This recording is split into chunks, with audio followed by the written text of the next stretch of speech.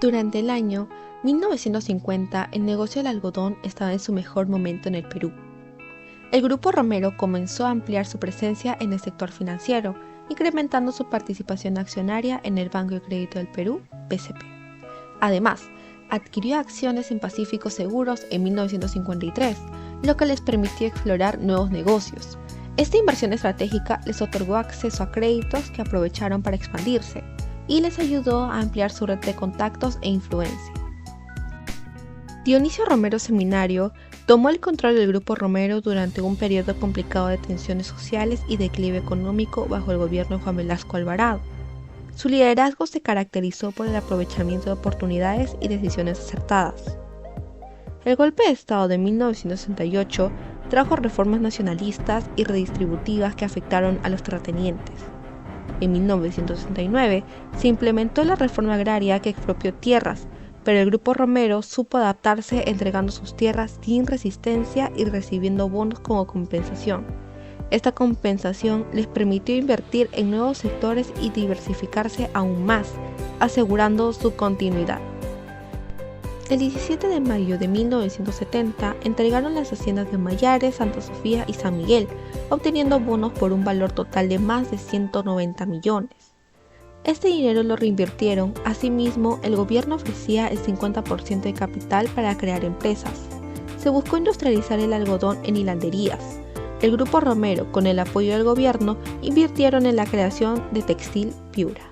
Asimismo, compraron la empresa Anderson y Compañía, actualmente llamada Licor, que se dedicaba a la elaboración de productos de consumo. Anderson y Compañía se estaba yendo del país ofertando su empresa a un precio de ocasión, situación que el Grupo Romero aprovechó sin dudarlo. Con esta mega compra y la adquisición de terrenos, ellos entraron a las grandes ligas. Además, el gobierno de Velasco obligó a los inversionistas del Banco de Crédito del Perú a vender sus acciones a grupos de poder peruano, lo que permitió aumentar su participación al Grupo Romero en un 12,38%. Hacia el final de este gobierno, el país se enfrentaba a un descontento social, huelgas y una crisis económica. A finales de los 70 y durante la década de los 80, el país enfrentó una crisis fiscal que se prolongó, acompañada de recesiones económicas e inflación. Además, grupos insurgentes como Sendero Luminoso y el MRTA intensificaron sus ataques, afectando a empresas y propiedades, incluidas la del Grupo Romero. Aunque la reforma agraria y las nuevas reglas del juego del gobierno militar acabó con muchas empresas, el Grupo Romero logró sobrevivir al proceso de expropiación por tres razones fundamentales. 1. Diversificación. Antes de la reforma ya habían invertido en sectores como la banca y la industria. 2. Compensación. Los bonos obtenidos por las tierras expropiadas fueron reinvertidos en nuevos negocios. 3. Adaptabilidad. Redirigieron sus inversiones hacia sectores menos afectados por las políticas de Velasco, como la banca y los seguros. A pesar de estos desafíos, la capacidad del Grupo Romero para adaptarse y diversificarse les permitió mantenerse y continuar creciendo en medio de la adversidad. En 1975, Francisco Morales Bermúdez dio un golpe de Estado poniendo fin a la reforma agraria y comenzando la privatización de empresas públicas. Con la llegada del presidente Alan García en 1987, en medio de una crisis económica, propuso nacionalizar el sistema financiero. Esto provocó la oposición de empresarios como Dionisio Romero, quien lideró protestas y defendió sus intereses en medios de comunicación. En respuesta a la aprobación de la expropiación parcial del BCP por parte del Senado, el BCP transfirió masivamente acciones a minoristas, manteniendo el control indirecto.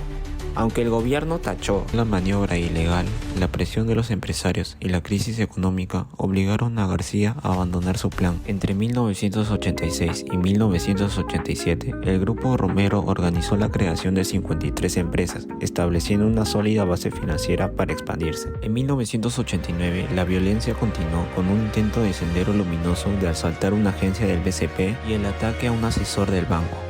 Estos eventos subrayaron el alto costo de ser percibido como símbolo de riqueza en una década marcada por la violencia. Una vez saneadas sus finanzas, el grupo impulsó a Licor hacia el mercado internacional, adoptando una estrategia de consolidación en Perú, antes de proyectarse globalmente mediante la instalación de plantas y la adquisición de otras empresas. En 1990, con la llegada de Alberto Fujimori al poder, se implementó un nuevo modelo económico respaldado por Dionisio Romero. El grupo se reestructuró para adaptarse a la globalización, colaborando con capital extranjero y reduciendo el control familiar en las acciones.